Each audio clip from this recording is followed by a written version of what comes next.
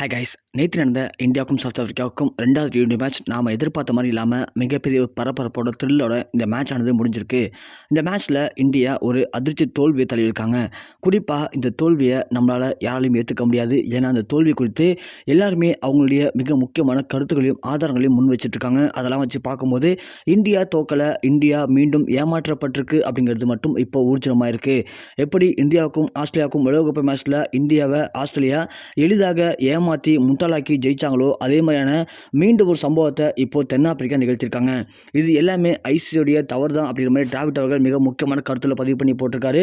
அதற்கான வீடியோ நம்ம channel update பண்ணியிருக்கோம், பார்க்காதவங்க பார்த்துக்கோங்க. அது மட்டும் இல்லாமல் நேற்று இன்னொரு மிக முக்கியமான ஒரு இன்ட்ரெஸ்டிங்கான விஷயம் நடந்தது. அதாவது நேற்று இந்தியாவை எப்படியோ ஏமாற்றி பீட் பண்ண சவுத் ஆஃப்ரிக்கா மேட்ச்சில் ஹென்ட்ரிக்ஸ் தான் ஓப்பனிங்லேயே இறங்கி கிட்டத்தட்ட 27 பாலுக்கெலாம் 49 ரன் அடித்து அவங்களுடைய வெற்றியை முதல்ல பதிவு பண்ணது அவர் தான். ஆனால் அவரை குல்தீப் யாதவ் அவர்கள் அரை சதம் கம்ப்ளீட் பண்ணாமலே விக்கெட் எடுத்தார். அப்படி என்னதான் விக்கெட் எடுத்தாலும் கூட ஹென்ட்ரிக்ஸ் மட்டும் அந்த ஓப்பனிங்கில் சரியான ஒரு பார்ட்னர்ஷிப் அமைச்சு தரல அப்படின்னா தென்னாப்பிரிக்கா இவருடன் அடிச்சிருக்க முடியாது அப்படிங்கிறது தென்னாப்பிரிக்காவுடைய மிக முக்கியமான கருத்து.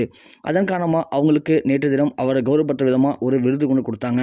ஆனால் அந்த விருதை வாங்கின ஹென்ட்ரிக்ஸ் அவர்கள் உடனே அந்த விருது எனக்கு கரெக்டாக பயன்படாது, இந்த விருதுக்கு உண்மையான சொந்தக்காரர் யாருன்னு பார்த்தா ஷம்சி தான்.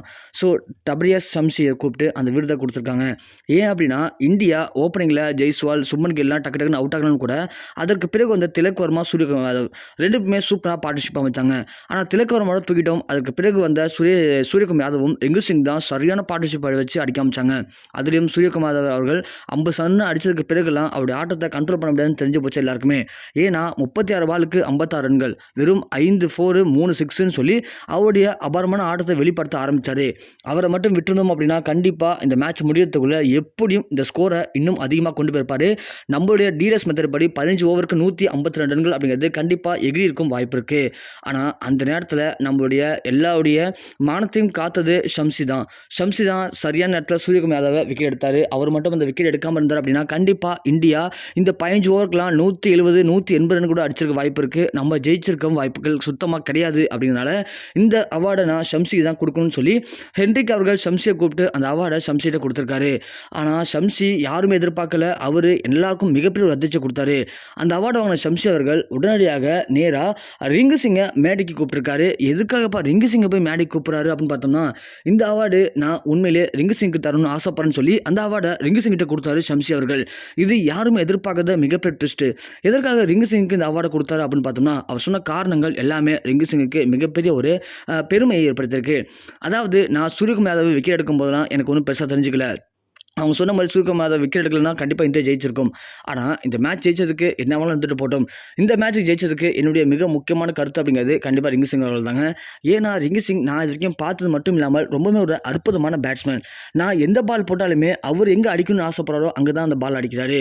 இது வரைக்கும் என் பாலை இந்த மாதிரி யாரும் அடிச்சு நான் பார்த்ததே இல்லை. அந்தளவுக்கு ஒரு அற்புதமான அமேசிங்கான பேட்டிங் வெளிப்படுத்துகிறார் ரிங்கு சிங் அவர்கள். நான் இது வரைக்கும் ஆஸ்திரேலியா மேட்ச்சில் சொன்னாங்க ரிங்கு சிங் இருந்தால் கண்டிப்பாக நீங்கள் கொஞ்சம் சேஃபாக இருக்குன்னு சொல்லி எல்லாருமே சொன்னாங்க. நானும் இந்த மேட்ச்லாம் பார்த்தேன். ஆனால் இப்படி ஒரு பேட்ஸ்மேனை நான் இது வரைக்கும் ஃபினிஷிங் லைனில் பார்த்ததே இல்லைங்க. அந்தளவுக்கு ஒரு அற்புதமான பேட்டிங்கை ஃபினிஷிங் லைனில் இந்த அளவுக்கு விளையாட முடியும் அப்படிங்கிறத என்னால் ஏற்றுக்கவே முடியாது. ஏன்னா தொடர் இந்தியா விக்கெட் விழவில்லை. எல்லாருமே கொஞ்சம் பயத்தில் இருந்தாங்க. சூரியகுமார் யாதவ் அந்த பயத்தில் அவுட் ஆகி போனார். ஆனால் ரிங்கு சிங் அவர்கள் கொஞ்சம் கூட அசால்ட்டு தனமாக, கொஞ்சம் கூட அந்த ப்ரெஷர் இல்லாமல் ரொம்ப சூப்பராக ப்ளே பண்ணுறாரு.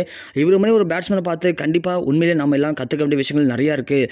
அதற்காகவே இந்த பேட்ஸ்மேனை கண்டிப்பாக இந்த இடத்துல கௌரவிச்சாகணும், அதற்கு நான் கடமைப்பட்டிருக்கேன் அப்படிங்கிற மாதிரி ஷம்சி அவர்கள் அந்த விருதை ரிங்கு சிங்கிட்ட கொடுத்த உடனே எல்லாருமே அங்கேருந்து கண் கலங்கிட்டாங்க. அதாவது ஷம்சி அவர்கள் உண்மையிலேயே மிக முக்கியமான வார்த்தைகளை பேசியிருக்காரு. ஏன்னா அந்த இடத்துல இந்தியா எல்லாருமே டக்கு டக்குன்னு அவுட் ஆகும்போது எந்த ஒரு பதட்டமும் இல்லாமல் ப்ரெஷர் இல்லாமல் ரிங்கு சிங் அவர்கள் அவருடைய கடமையை கரெக்டாக பணியாற்றினார். அதனால தான் இந்தியா இந்த அளவுக்கு ஒரு ஸ்கோரை பதிவு பண்ணாங்க. இல்லைன்னா கூட இந்தியா 150 ரன்னுக்குள்ளே சுண்டிருக்க அதிகமான வாய்ப்பு இருக்குது. அப்படிப்பட்ட ஃபினிஷர் தான் நமக்கு இன்றைக்கி இந்தியாவுக்கு மிகப்பெரிய ஒரு நல்ல ஒரு வீரராக கிடைச்சிருக்காரு. அதை இன்றைக்கி தென்னாப்பிரிக்கா அணி வீரர்கள் புரிஞ்சுக்கிட்டு அவரை கௌரவித்தது எல்லாருக்குமே மிகப்பெரிய பெருமை ஏற்படுத்தியிருக்கு. என்னதான் இந்தியா ஒரு அதிர்ச்சி தோல்வி அடைஞ்சாலும் கூட, என்னதான் தென்னாப்பிரிக்கா அணி இந்தியாவை ஏமாற்றி வென்றாலும் கூட, தென்னாப்பிரிக்காவில் இருக்கக்கூடிய மிக முக்கியமான வீரர்கள் இன்னைக்கு ரிங்கு சிங்குடைய பேட்டிங்கை பார்த்து பொறாமப்பட்டது மட்டும் இல்லாமல் அவர் கௌரவிச்சிருக்கிறது எல்லாருமே இப்போ மிகப்பெரிய ஒரு பேசும் பொருளாக மாறி இருக்கு. ஸோ நீங்கள் சொல்லுங்கள், ரிங்கு சிங்குடைய பேட்டிங்கை நீங்கள் பார்த்துருந்தீங்க அப்படின்னா எந்த அளவுக்கு ரிங்கு சிங் அவர்கள் அற்புதமான பேட்டிங் வெளிப்படுத்துறாரு அப்படிங்கிறத தென்னாப்பிரிக்கா அணி புரிஞ்சுக்கிட்டாங்களோ, அதே மாதிரி இந்திய அணி தொடர்ந்து புரிஞ்சுக்கிட்டு அவருக்கு இந்தியாவில் வாய்ப்பு கொடுத்தாங்கன்னா இந்தியாவுடைய ஒட்டுமொத்த அந்த மரியாதையும் அந்த அழகான விஷயத்தையும் ரிங்கு சிங் அவர்கள் அடுத்தடுத்த படி கொண்டு போக நீங்கள் நினைக்கிறீங்க? உங்களுடைய கருத்துல கீழே மறக்காமல் கமெண்ட் செக்ஷனில் பதிவு பண்ணுங்கள்.